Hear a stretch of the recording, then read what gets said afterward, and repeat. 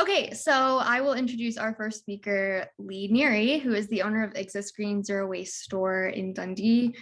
She's going to talk about the process of kind of thinking through our relationship to objects and how that helps us ultimately reduce waste at the source. All right, I'm going to share my screen here.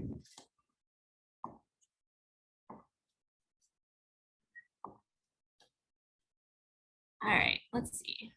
How do I get you guys out of the way here? One second. There we go. All right, and then one more. Okay. So does everyone see that, I think?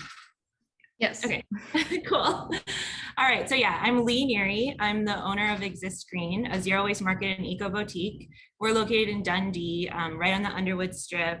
We're solar powered, we're plastic free, we're organic, we're gluten free. And we're just a great place to get all of your sustainable options. I kind of like to call it like a super Target, but everything's sustainable. But it's almost like a museum when you walk in if you haven't been to a store like this before.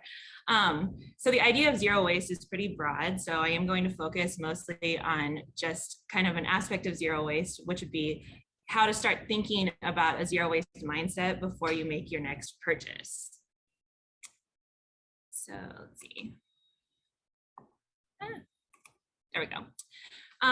So oftentimes when we're talking about zero waste, we're talking about something that we have in our hand that we need to get rid of. So, you know, kind of the old school zero waste thinking was reduce, reuse, recycle. So reduce consumption of an item, reuse it if you can, and then finally, like in the end, try to avoid the landfill by recycling it. But really, like a more important discussion is how do we start thinking about the end use of an item or the full life cycle of an item before it's actually in our hand. So maybe we would want to refuse it, or is it able to be composted and actually like regenerative for our Earth's resources? And so, and kind of zero waste doesn't necessarily mean that you're continually purchasing and consuming something and then feeling so great about yourself because you're avoiding the landfill by either blindly donating, so just dropping off a big pile of stuff at a thrift store that might not even be purchased, might actually just end up immediately in the landfill or eventually in the landfill, or throwing something in a recycling bin where you can like kind of wipe your hands clean of it and not worry about what actually happens to it afterwards. So especially when we're talking about plastic, if you're putting something in a recycling bin, it most likely is going to be downcycled. So a plastic water bottle that you're recycling, it might be turned into a set of leggings that you can purchase. But then once those leggings are done and they start ripping because they might be poor quality, those are likely going to end up in the landfill. So really, you've kind of, this piece of petroleum has made a full, its full rounds and almost made more of an impact to the environment in its life cycle than if it would have just been burned for greenhouse gas, you know, burned for fossil fuels. So kind of the mantra that I use for zero waste lifestyle is to just start building your life around a set of good plastic-free reusables, so avoiding plastic when possible, and then sustainable consumables. So the idea of consumption kind of seems like counterintuitive zero waste, but we all know that we need to consume some things. We need to, well, we don't need to wash our hair technically, but we should, you know, be brushing our teeth, washing our hair, things like that in order to, you know, fit in with society. And then when you're purchasing these things, make sure it has a life cycle that you fully understand. So how do we start actually fully understanding the life cycle of things that we own or things that we buy? It's definitely something that is people's full-time job, understanding the life cycle of items. But in your mind, you can just kind of start breaking it down into these 5 steps and thinking about it in a more of a simple way. So pretty much for every item we buy currently or own, a tangible item, it has been extracted as a raw material or a plant-based material that's been grown somewhere. It then has been transported to a production facility or a factory, which has its own impacts. Then that goes to a distribution center or a big store or a warehouse if you're buying things online. Then finally, you buy it and either gets shipped to you or you go to a store, and then you consume it at your house. So whether you use energy to cook with it or water to wash it, those do have impacts. And then finally, disposal, which in the US, most of our disposal mechanisms are the landfill, but in some areas it is incinerators. So again, it's not just about like preventing your items from going to the landfill, because it's been said that once you put one can of trash out on the curb, 70 cans have actually been generated in the extraction, production, distribution process of that can of trash. So, and that would be the same for recycling, which I'll get into. And as we know, it's not all about reducing waste because we don't want to fill up our landfills. We also don't want plastic and waste in our environment, like we've seen with so many documentaries and things that have been made available to us now. So when you recycle something, especially that plastic water bottle that will be turned into plastic leggings or something else, saran wrap, something that has to be eventually thrown away, you actually aren't even removing yourself from this materials economy. Because so you've recycled that plastic water bottle, which means it's going right back up to the production step to produce those leggings.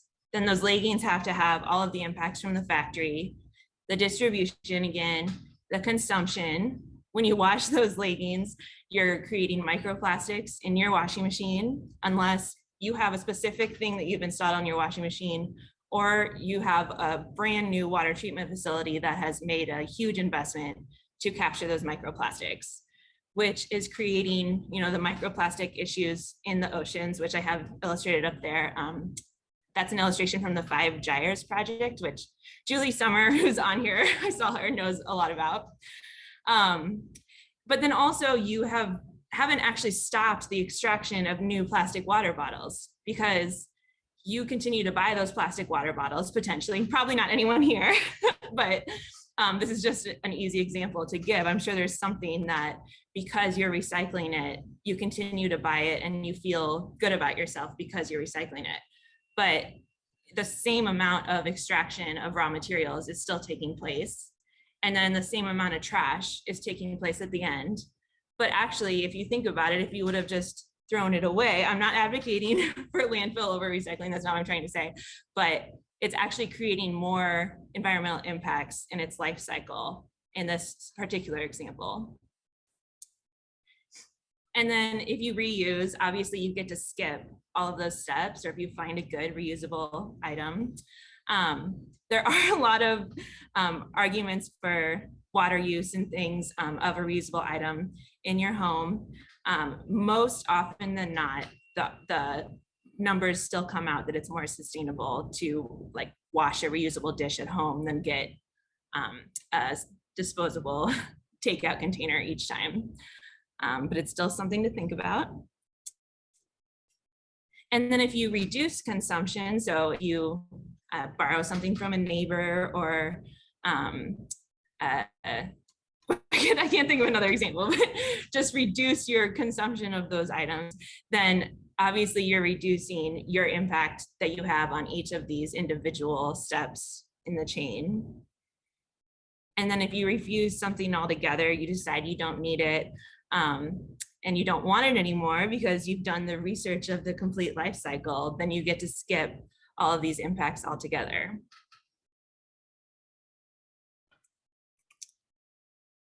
So some questions that you can ask yourself before your next purchase. So in the refuse category, whoops, I must have had it on a timer or something. Do I already have something that could work? Like I could repurpose something, like, do I have a donated, I don't know if you guys can see me right now, donated sanitized jar that I can use as a drinking glass instead of buying a fancy new drinking glass? There's so many other examples, but if what I have is broken, so I just want to easily get rid of it, can it be repaired? Is continuing to use what I already have safe for both me and the environment? So for example, I think most of these have been phased out, but if you have an old face scrub that has the microbeads in it, I would advocate to just throw that face scrub out and start fresh for multiple reasons. It's probably not the freshest item, but the more you use that, then you're just contributing microplastics. There's also a lot of chemicals in our personal care products that are easily available off the shelf that are slipping through our wastewater treatment plants and ending up in our environment. So is that something that you should use up, or is it better to get rid of it? That's something you would need to make the decision for yourself. Reduce. Can I find it secondhand, or can I borrow it from a friend or neighbor? There are a lot of things on social media with the Buy Nothing Project. I wish there was more of like a sharing economy with tools, especially in Omaha. Maybe that's something that we can make happen. And then once you get to the kind of zero waste mindset of shopping, then you're going to be looking for those reusable and sustainably consumable items. And you're going to want to make sure you're looking for a reusable, non-toxic, I don't know what happened, but plastic-free alternative. And likely there is one. We have a lot of examples here at the store. Then with that item, is that item that you're going to buy, is it repairable, or does the company have a take back program for it? Because that's something that's starting to happen too. Companies are doing cradle to grave. So support the companies that are doing that instead of having to put it in a bin and have our tax dollars figure out what to do with it. If it's not reusable forever, is it fully compostable? So maybe like instead of using a loofah, like a plastic loofah in the shower, which will eventually wear out, contribute microplastics, think about using a biodegradable plant-based loofah that then when that wears out, you can throw it in the compost bin. And if it's a consumable, has the manufacturer taken its entire life cycle into account? Are they not using petroleum products, which are oftentimes waste products, just allowing petroleum to be more valuable to those companies, by the way. And then, obviously the disposal and the packaging and all of those things. So, okay, that's the end of my presentation. That was awesome. Thank you so much, Lee. I think everyone loves hearing about the ways that they can avoid waste. And we have Jason back now. Jason, I'm glad you made it. He lost Wi-Fi for a second. But Jason Rose is with us today. He's the Communications and Community Relations Manager at Metro Transit, and he's going to talk about the future of public transit in Omaha. Great. Yeah, thanks, Kate. Sorry, everyone, for dropping out there. And if it happens again, I'm super sorry. My kids are watching a movie downstairs, so they'll have a similar reaction, I'm sure. But yeah, so I'm going to talk about a few different components of transit and sustainability. I don't have a presentation this evening, but yeah, happy to take questions whenever we get to that point. So as Kate mentioned, I'm the Communications and Community Relations Manager at Metro Transit. I live in South Omaha, just about a block from the Route 13 bus stop, which is the bus that I take to get to work if I'm not riding my bike. So we are actually a one-car household, and I primarily get around on transit and on my bike.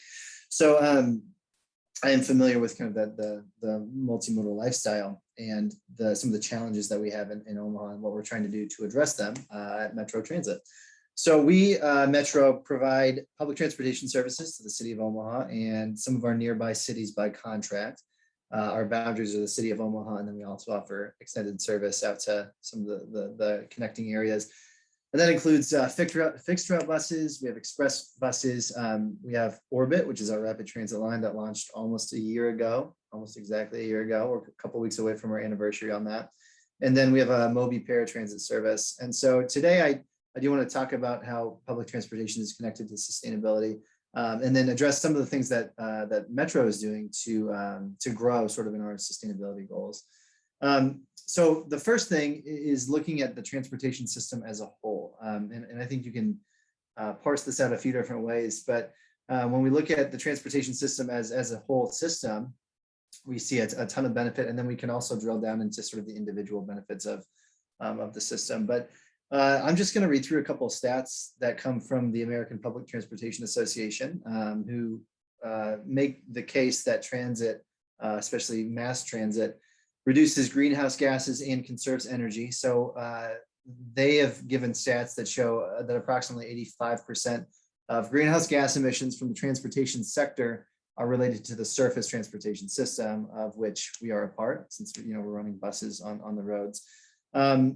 Public transportation, though, is one of the most effective actions that an individual or an organization can take to conserve energy, not only from the way people move around, but the way we use our space and our land and the way we develop.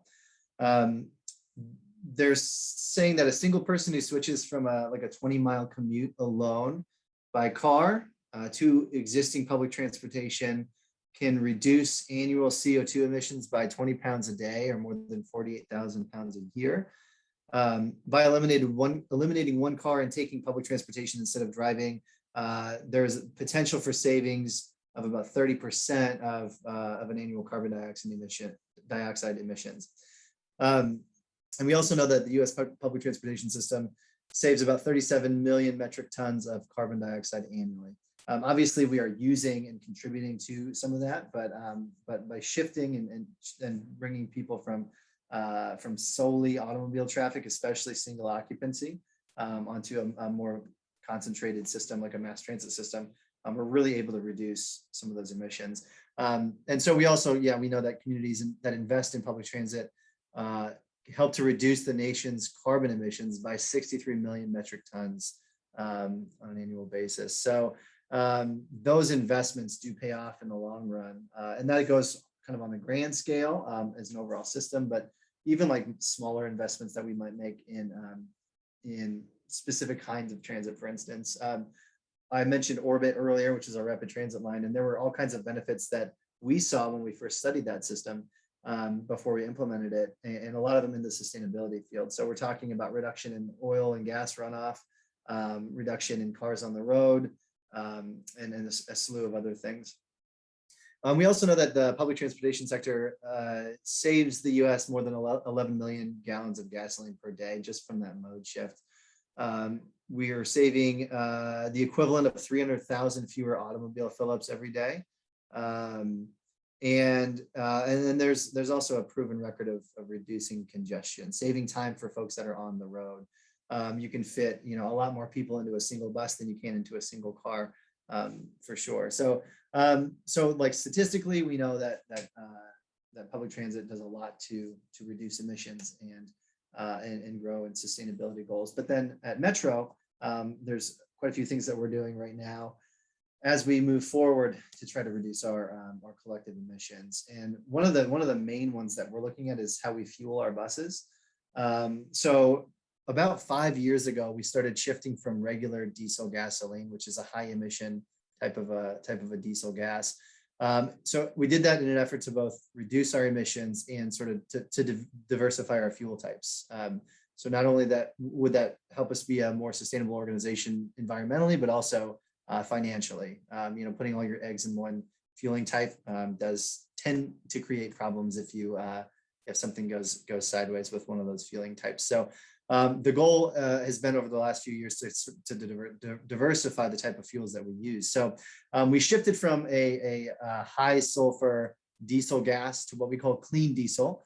Clean diesel is essentially it's a 3-step filtration process in our buses that uses ultra low sulfur diesel gas. And so with that combination of the different diesel gas type and the filtration process, the emissions out of the tailpipe are often cleaner than the air that you breathe. There's a significant amount of filtration that happens, so a reduction in emissions. Obviously that doesn't come without any downsides, right? So by incorporating that kind of filtration, we also have to get rid of older filters. Obviously we're still changing oil and things like that, but we're moving away from a less clean option like diesel gas. And then in the fall of 2018, we introduced compressed natural gas into the fleet, which again, further reduces emissions from our older diesel buses. And it also improved fuel efficiency by about 5%. So we're using less of it day to day. Our Orbit line which again launched up about a year ago. All the buses on orbit are powered by compressed natural gas. And we actually have a local dispenser at our building in partnership with MUD, which allows for more efficient refueling. We're not having to travel a lot to make that happen. And, you know, again, CNG, what we're doing is kind of moving toward a more sustainable options. CNG doesn't come without downsides either. But again, we're moving kind of away from the less clean options. And the most exciting update that we have, or a very exciting update at least, is that early next year, we'll actually be receiving our first fleet of electric buses. We got a competitive federal grant to fund the buses and fund the charging stations, because there's significant infrastructure that goes into electric vehicles and electric buses in particular. So those are being engineered and installed in our building right now. We're hoping to get those 3 buses early next year. But as with every industry across the nation, there have been supply chain factors and a lot of different things that have been throwing deliveries in manufacturing off. But that's kind of the current mark, is hopefully early next year we can get those buses in and get them on the road. So currently, as it stands right now, we have about 80 clean diesel buses and 40 CNG buses. And those are the bigger fixed route buses. We also have Moby vans in our fleet. Those are the ones that serve our paratransit customers. And we have about 22 of those are running on unleaded gas. 9 of them are on CNG. And then we also have some Transit Connect vans that are unleaded gas as well. And then we'll be welcoming our 3 electric buses into the fleet.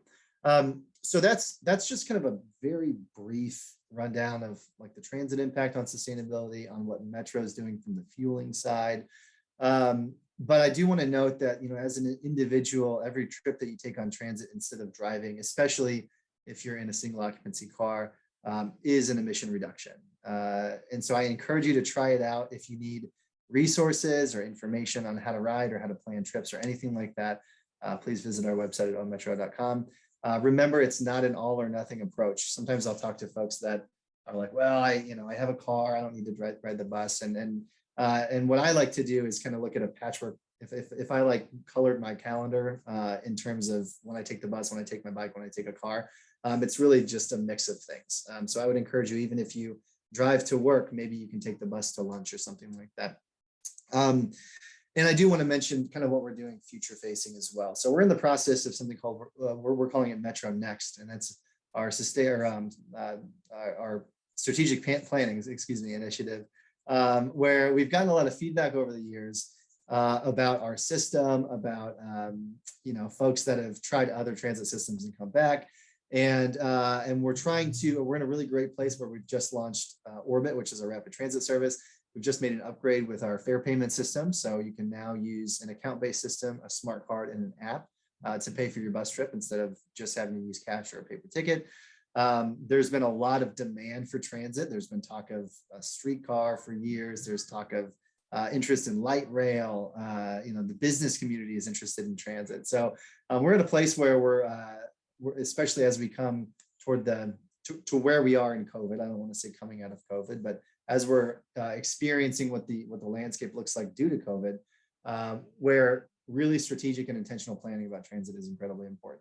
Commuting patterns have changed. The way people get around is changing. So we're kind of going through and phasing through some different strategic planning. So you may have seen the news that we selected 24th Street as our next priority corridor. So that's just the identification of this major thoroughfare as the next major capital investment that we'll make. But we're also looking at a variety of other things like better bus stops, rider experiences. One major piece of feedback that we've heard and this is probably no surprise to anyone, is that folks want more buses in more places. So we're looking at how to provide that, how to spread our buses out across the city, and maybe how to increase some frequencies in more places, and then the expansion of some rapid transit lines. So kind of baked into all of that includes how we're looking at it through a sustainability lens. And as we continue to fold in different fuel types and bring electric buses online, those things are going to be factors as we grow as well. Let's see. Are we doing questions now? I see one in there, or should we tackle these later? I was going to wait till the end, but if you want to answer that question really quick, that's fine.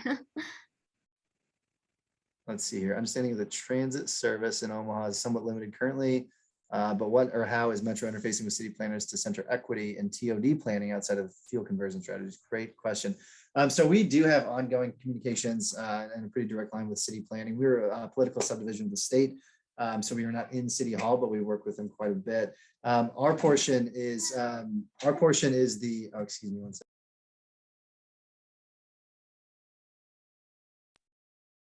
Their movie must have been thrown off. So the piece about equity and TOD planning, especially as it pertains to things like affordable housing and stuff like that, does sit with the city. We do know that affordable housing and policies like that are incredibly important and essential to build transit riders. So we are encouraging of that, and we're working with the city on moving in that direction. And ultimately, those decisions can lie with City Hall. Are there projects to install subways or trolley buses in Omaha in the future? So there's been talk of a streetcar for quite a few years, and actually the same study that gave us Orbit, which is our rapid transit line, gave us the idea of a streetcar. And so there's been a couple different groups that have been looking at that over the years. There aren't any current plans, to my knowledge, to put any tracks on the ground yet, but it's definitely in the planning process, and it's an interest of quite a few groups in the city. Ideally, that would be an additional transportation mode to the bus network, and we would kind of work together on that. Awesome. Thanks, Jason. If people still have questions for Jason, you can still ask him in the chat too, and we'll circle back. I just know we're a little bit behind, so we can go ahead and move forward. That was awesome, though. Thank you, Jason. So next we have Dr. Jessie Bell, who is the Claire M. Hubbard Professor of Water, Climate, and Health at UNMC, and also serves as the director of that Water, Climate, and Health program. He's going to talk about climate change impacts on health in Nebraska and share a little bit about his work. Sure. Can you see that okay? Yes. All right, perfect. So yeah, I appreciate you inviting me to be here today. I appreciate everybody that's online right now listening. I'll try to make this kind of brief, but I'll just give a broad overview. I'm going to talk mostly about climate change and the impacts that climate change is having on human health, and especially here in Nebraska. We know that our climate has changed. Like, we've all pretty much identified that. Over the last 50 to 100 years, we've seen an increase in temperature globally, and that's both in the ocean and on land. The distribution of that change is not really homogeneous. Certain places have warmed at a faster rate than others, especially at higher latitudes and higher elevation as well. And not only do we see a change in temperature, we see a change in precipitation. So some places have gotten wetter, like here in Nebraska, we've gotten a little bit wetter, and other places like Western United States, it's gotten a little bit drier. And these are the same patterns that we're seeing around the world. And as we move forward, we expect that the Earth will continue to warm. Places will continue to get warmer, and that'll be based off of CO2 emissions and different greenhouse gas emissions and other human-related causes. And not only will the world continue to warm, we'll also see continuous change in our precipitation patterns. And so here in Nebraska, we expect our summers will likely get a little bit drier, and our winters will actually get a little bit wetter. And as you can imagine, that could be problematic for a variety of different reasons. Not only will the average annual or the seasons change, but we also expect that our extremes will change as well. And so the hottest days of the year are expected to get hotter, wettest days of the year are expected to get wetter, and dry spells are expected to get longer. And so that basically means that extreme weather will become more extreme and potentially more intense. And that's what we've seen over the last 50 to 100 years. We've seen changes in extreme precipitation, extreme heat all across the United States and all across the globe. Over the last 50 to 100 years, we've seen more extreme precipitation, more floods, especially in the Midwest and Northwest, Northeast. Hurricane intensity and frequency, especially if the larger category storms, has increased. I'm not going to talk about sea levels because we're in Nebraska, but those have increased as well.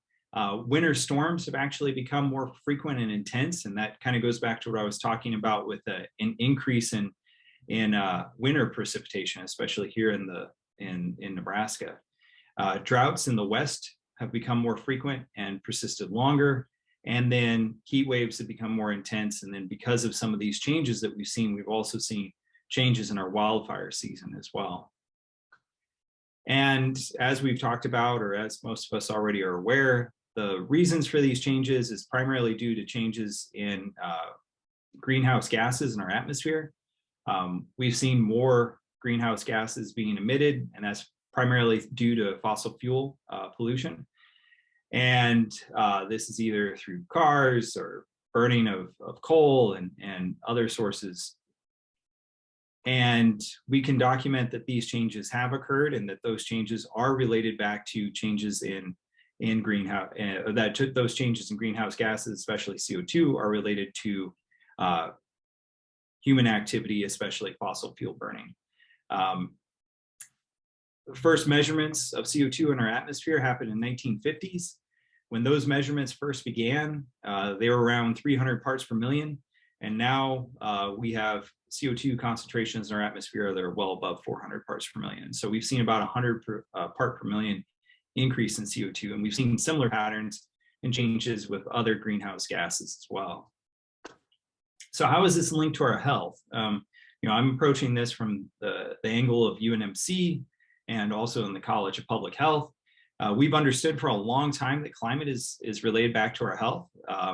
You can look all the way back to Hippocrates and how he wrote about ancient epidemics that were happening in ancient Greece, and noticing that changes in weather patterns were likely related back to those particular outbreaks of disease, to moving forward. And the Surgeon General of the US Army in 1814 directed all hospital surgeons to take weather records because they knew that that was potentially related back to outbreaks of certain disease, such as yellow fever and malaria.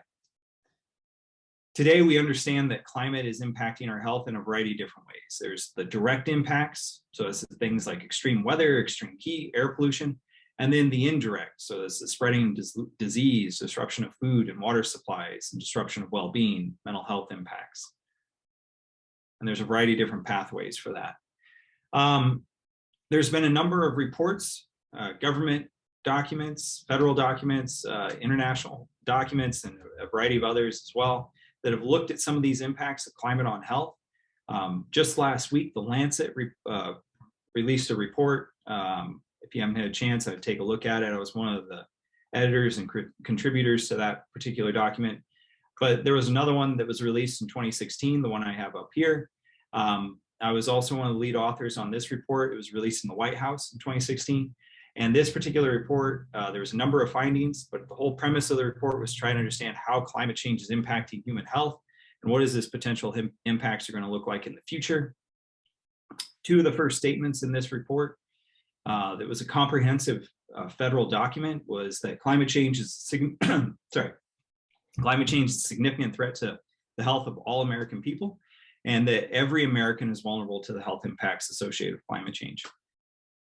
And the reason we say that is that our climate has changed in so many different ways. We've seen a rise in temperature, changes in CO2 and other greenhouse gases, sea levels have changed, more extreme weather. All of those things have impacted the environment around us, and those changes in the environment can then lead to human health outcomes. And as you can see, there's a variety of different ways that those pathways can potentially exist. And so this figure here just kind of re-emphasizes that last spinning wheel figure that either put you in a trance or woke you back up, which is you have up at the top, you have your climate drivers, you have your exposure pathway, and you have your human health outcomes. And so that's like the three different wheels that you saw. But the reason I put this one up here is because of those gray boxes. And those are incredibly important. So that's the environmental and institutional context and the social and behavioral context. That's the community that you live in. That's what your infrastructure looks like. That's what your land use looks like. That's what the people in your community are in, as far as social determinants of health, age, gender, race, ethnicity, discrimination, access to care issues, pre-existing health conditions.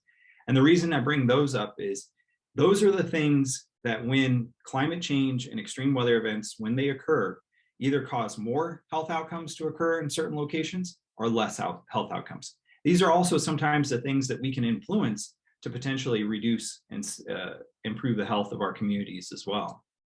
as you've heard from some of the colleagues that have spoken recently. And so I said that all populations are vulnerable, but certain populations are more at risk than others, especially here in the United States. That's traditionally here in the US, it's communities of color, children, low-income communities, and older adults. And that's getting back to some of those gray boxes that I was talking about: pre-existing healthcare or pre-existing health issues, lack of access to care, racism and discrimination within the community, determining where some of these potential populations are living, which may be potentially making them more susceptible to potential impacts of changes in climate, such as low-lying areas or areas that are close to interstates. And these things are having an impact on our communities already. Our climate has changed. We live in a changed climate. The climate that we live in today is not like the one that existed 50 or 100 years ago.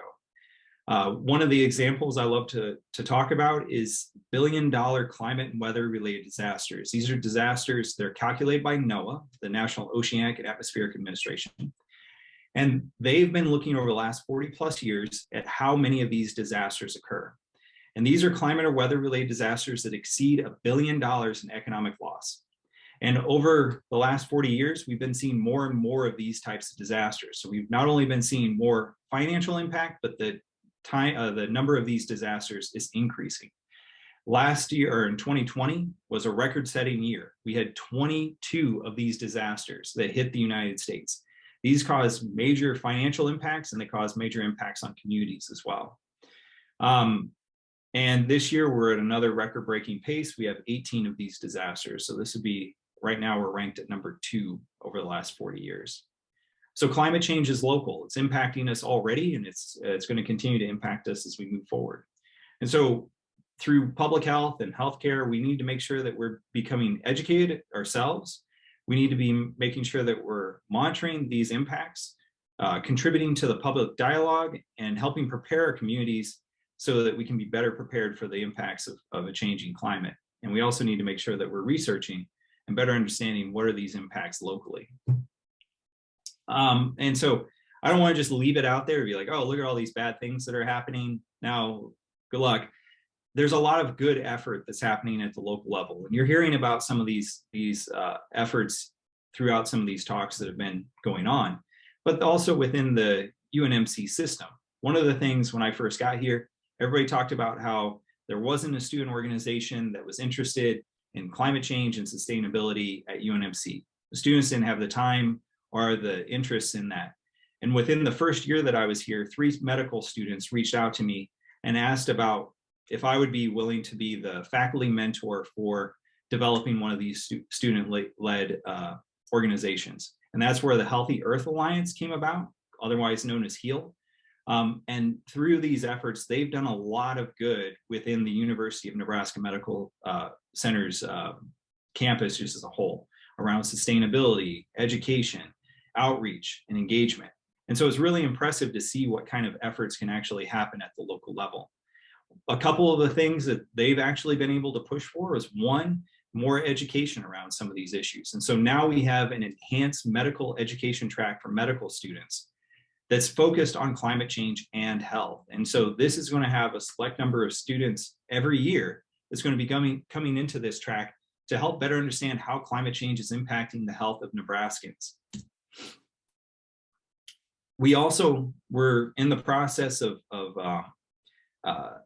incorporating climate change into the curriculum at UNMC as well, both within the College of Public Health and also the medical school as well. And there's talks about expanding it to some of the other campuses or some of the other colleges as well. We also have a wonderful effort that is started at UNMC. And so we have the Water, Climate, and Health Program. This was started through a generous donation from a local philanthropist. Well, anyways, we'll just let that one slide. And then, so the whole premise of this is through the Clara M. Hubbard Foundation. This effort is really trying to understand how Nebraska is being impacted by climate change and other environmental issues, and how we can better prepare our communities for some of these challenges that we face. And so with that, I'll just jump off and just say thank you very much. If you have any questions, I'll be happy to address those. Awesome. Thank you, Jesse. I'm going to move to Dewan and then we'll circle back for any questions. So lastly, here we have Juan Hayes, who's the founder of Noise Omaha and has been a great change maker in our community. They're going to talk a little bit about art as kind of a way of communicating about environmental issues and maybe a few other things, I think. Welcome, Juan. Awesome. Thanks for having me. Hello, everyone. I'm going to share my screen here.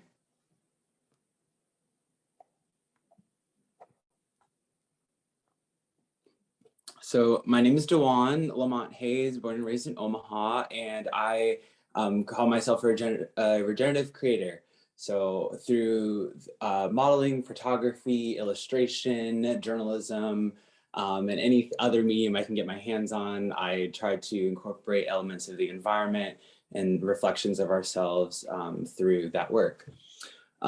Something I love to use are symbols, and as a part of my graphic design background, I like to employ symbols as a way of exploring language and how we relate to our environment, that as a way to like break down what we've been going through. So, so what do I mean by that? Well, first I have Movement in Progress, which is actually an organization I am currently putting together that's focused on regenerative arts and how as a people and individuals we can do things in our lives that are more restorative for us, whether that just be how we sleep, how we eat, what food we eat and how we grow it, all the way to the clothing that we wear, what it's made of, the fibers, the dyes, and thinking about how we are localizing that for ourselves and working with awesome people like Lee who have tools that can help us lead more regenerative lives.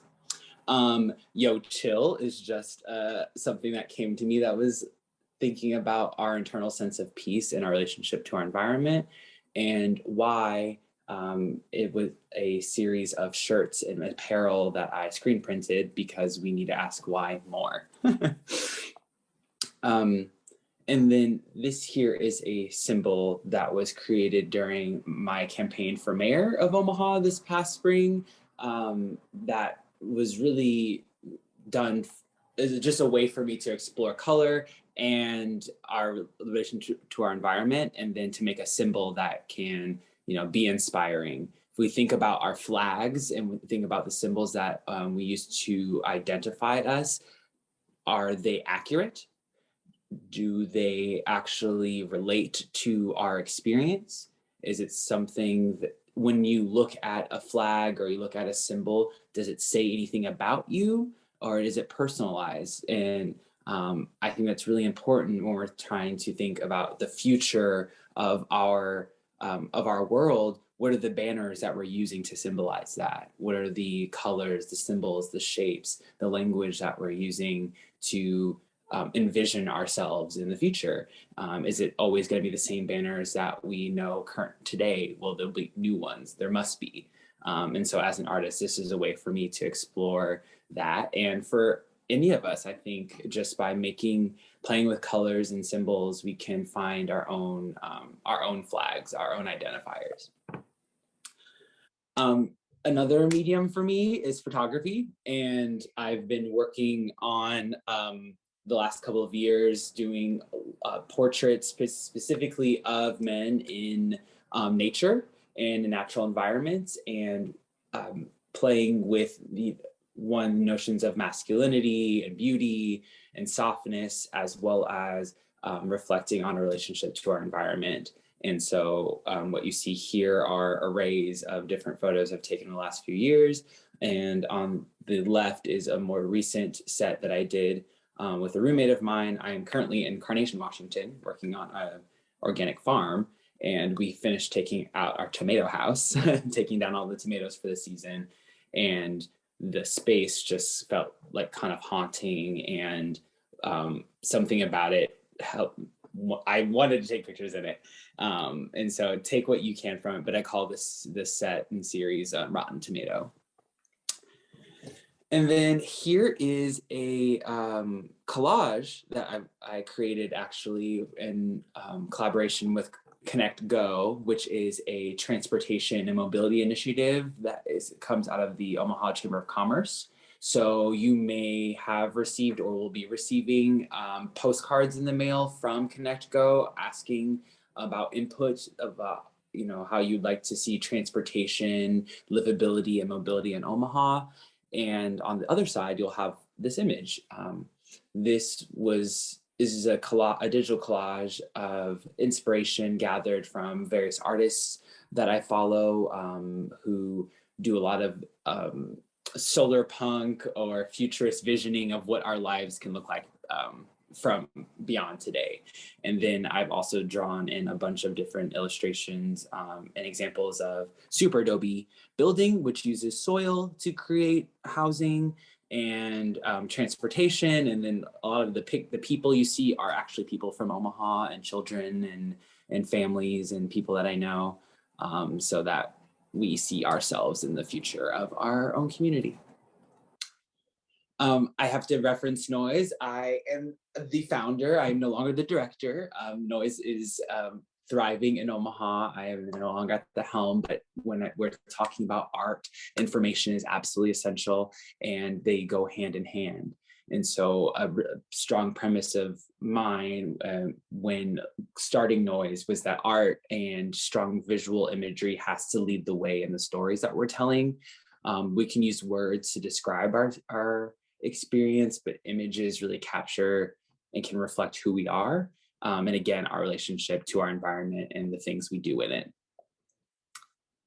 And then I'm going to leave you with a couple of resources in thinking about how we can take art and creativity and put it directly into our built environment. And a book I'm reading and reference often right now is Biophilic Urbanism, Design Resilient Communities for the Future. It talks a lot about what the future of our cities and our just living environments can look like. And it uses a lot of creative and much more expressive vocabulary when talking about urbanism. Sometimes when you're talking about architecture, urbanism, design, it can get very technical and engineering specific and just based, and that is very inhuman. And so that's why a lot of our urban environments are not conducive to the human experience, because we aren't using language that way. CTO Saramandala is a group based out of Brazil that does geodesic domes as well as super adobe houses, which is clay that is filled into a plastic tubing, mesh tubing, and then stacked on top of each other, and then sealed with clay, making like a hard surface. And so I'm exploring how this can be done in the plains. I wanted to kind of talk about all these different creative elements of how we can express ourselves, how people are using art and creativity in our environment, so that you might just have a little bit of inspiration in your own life of how you might be able to use your creativity, your medium, whatever speaks to you, in a way that is that feels natural, because we all are creative, because we are created. And so I invite you to do some more research, start a Pinterest board is my favorite thing to do, and see what might fit, because there's something that you can do creatively that fulfills you and helps heal the planet.